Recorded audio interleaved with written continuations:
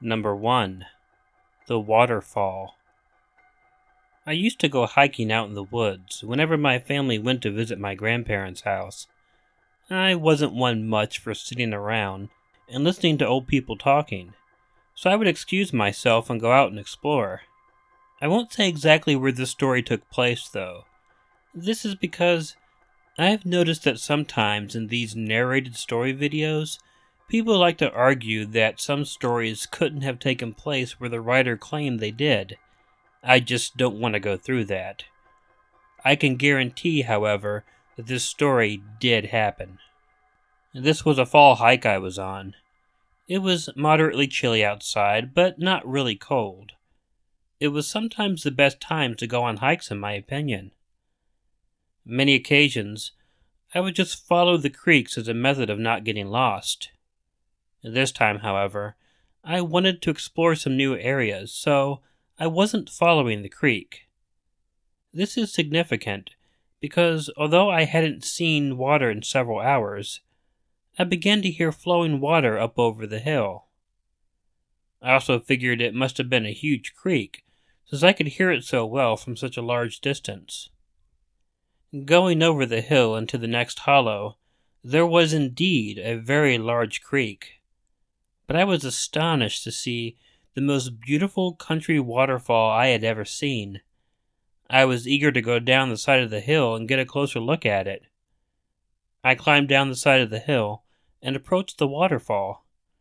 It was really pretty, and I was able to walk right up to it. As I was admiring both the fall and the beautiful pool into which it was running, I actually noticed that there was an opening behind the fall. And it really wasn't too difficult to get behind either. Curiosity got the better of me, and I decided to risk getting wet and slip behind to see if anything was actually behind the water. Well, there was. And when I saw what was behind the falls, my blood ran cold in my veins. The opening was actually a rather large cave, and there were a lot of items in the cave, and not the sort of things I would have expected to see lying around in a cave. I'm not the most informed person on drugs, but there was obviously a very sophisticated meth lab in the cave. And there were weapons. And there were crates. Obviously, what was going on behind this waterfall was something very illegal. I guess it made sense because who would go looking in a cave behind a waterfall for that sort of thing? It was also the sort of thing that a teenage boy definitely did not need to get caught stumbling upon. After catching my breath, I decided to get out of there as quickly as possible. I got up and climbed back up the hill, and then out of the hollow that the waterfall was in. When I got to the top, curiosity got the better of me, and I had to look back at the waterfall. It was just in time to see two of the scariest looking men I'd ever seen in my life approaching the waterfall. I was lucky that they hadn't seen me. Once they were behind the waterfall, I made my way home as fast as I could. I told my grandma and my parents what I had come across. I expected them to call the police or something. Instead, they just told me that there were a lot of illegal things that happened out in the hills. They also said that the police likely would not get involved. They told me that there were some really dangerous people out there, and the best way of dealing with them was to be nowhere near them. I guess that's some good reasoning. But I always wonder what would have happened if I had found that waterfall 15 minutes later than I did, and those two men would have come back into the cave while I was looking around.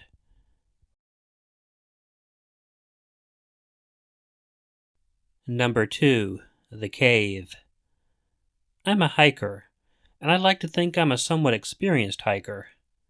But one thing that I definitely do not have much experience doing is exploring caves. I paid the price for that one time when I was out hiking. I tend to go on these multiple day hikes. Most of the time, I am out for about a week. On this instance, I had already been out for about 3 days. I was pretty deep in the woods, and was at least a couple of days hiking from getting back. While I was hiking, I did come across a cave. I had to consider whether or not I really wanted to actually try and explore it. I was curious, but a bit scared too. I've heard way too many weird stories about people getting caught in caves. I could fall in a hole. I could get attacked by bats. Who knew, actually? But I had to check in it and see what was in the cave. The cave itself was almost like a tunnel or a mine. I remember wondering to myself if it might have been.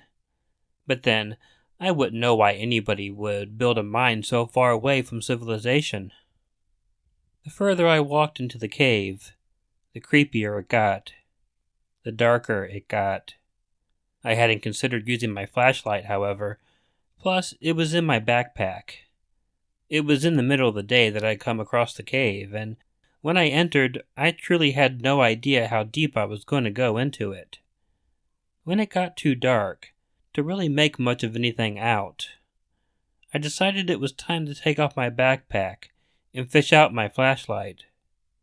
It was after I had taken off one of the arm straps that I plainly heard from in front of me, "What the hell are you doing in here?" Although the voice came from in front of me, my head was turned slightly around, tending to my backpack. I jumped a bit, and something or someone then pushed me to the ground. I hadn't gotten my flashlight yet, so all I could see was the shadowy shape of some human form in the cave with me. I was terrified, wondering who or what the hell could have been in that cave. I tried to get up and run, but as I did, something grabbed my foot. My attempt to get up caused me to stumble and fall on my hands and knees. I kept trying to get up, but someone was obviously struggling with me. It was scary, and I thought I might actually die in the cave. Fortunately, I recalled that I did have a hunting knife on my belt. I fumbled with it for a moment, which was difficult because I was trying to fight off the man who was attacking me in the cave, and I couldn't see either him or my belt. But I managed it, and once I got it out of the sheath, I slashed several times in the direction the man was in. I heard several screams of pain, and whoever it was stopped struggling with me. Getting up, I ran like hell out of the cave, and I kept running. I didn't look back. I kept thinking if I did, I would see some scary as hell hillbilly coming after me. I just kept running, and I ended up running more and further than I ever would have thought was even possible. However, when you're scared out of your mind, you might be surprised what you're capable of. I didn't even set up camp when it got dark. I wanted to put as much distance between me and whoever that was. When about 8 hours had passed since the incident, I finally figured I was safe enough to camp. But it almost didn't matter. I didn't sleep much, and when I did, it was light and broken. I kept expecting someone to suddenly bust into my tent and try to kill me. It took me a couple days to get out of those woods, and it was hell the entire time. But fortunately, I didn't come across the man again.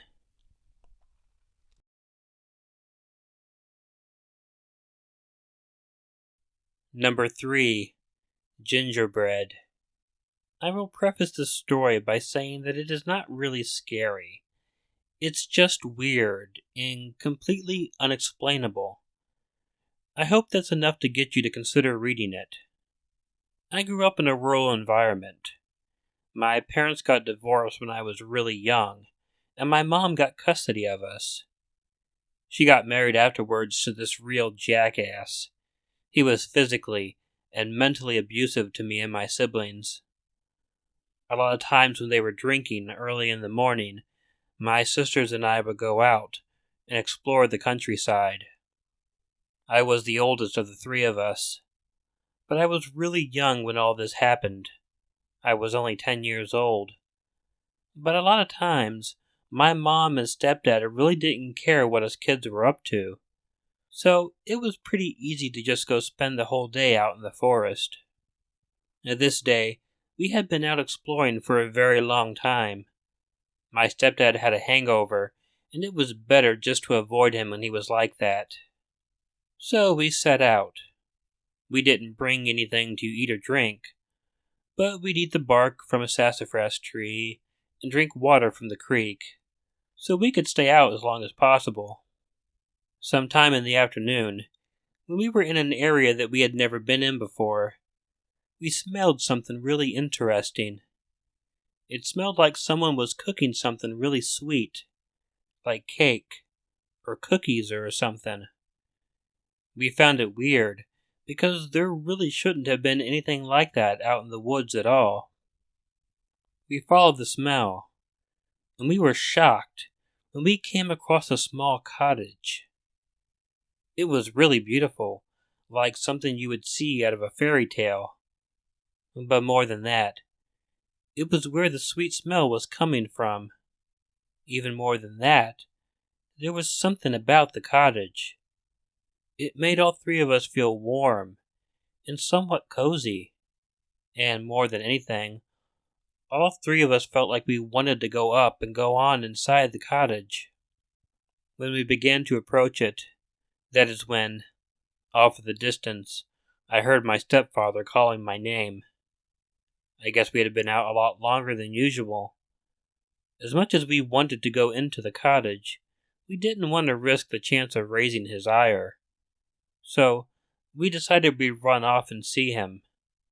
We'd tell him what we saw, and bring him back to the cottage.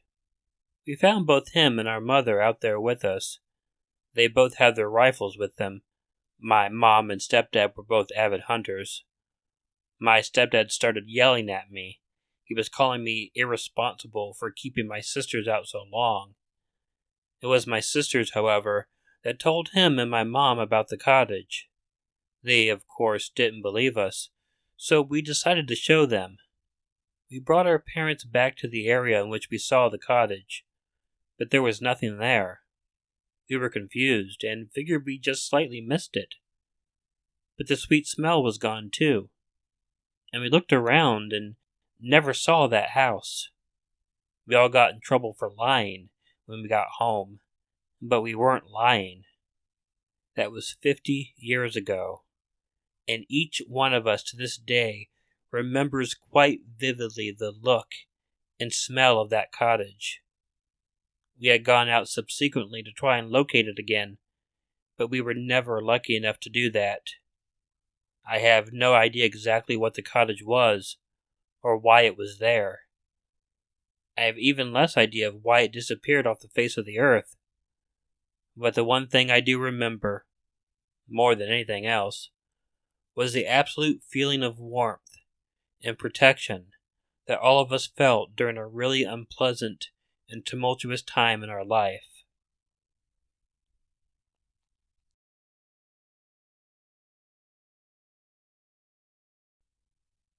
Hey all, Killer Orange Cat here. If you like this video, please let me know by hitting the like button. If you're not already subscribed to Killer Orange Cat, please press the button below, or the one that will appear at the end of this video, so you'll be informed of new content. Feel free to let me know what you think of this video in the comment section, and share it with someone you might think will enjoy it. You can always follow Ichigo and myself on Facebook and Twitter, although I have to be honest, I am not extremely active on either, but sometimes I get in the mood to just post a lot. I know that last story I included wasn't really a scary story, but I really liked it, even though it was really strange. I hope you enjoyed it nonetheless. If you have a story you'd like narrated, please email it to the address provided in the description. As anyone who has emailed me will tell you, I'm not the best at responding to emails, so don't be offended if it takes me a little while to get back to you. I eventually will.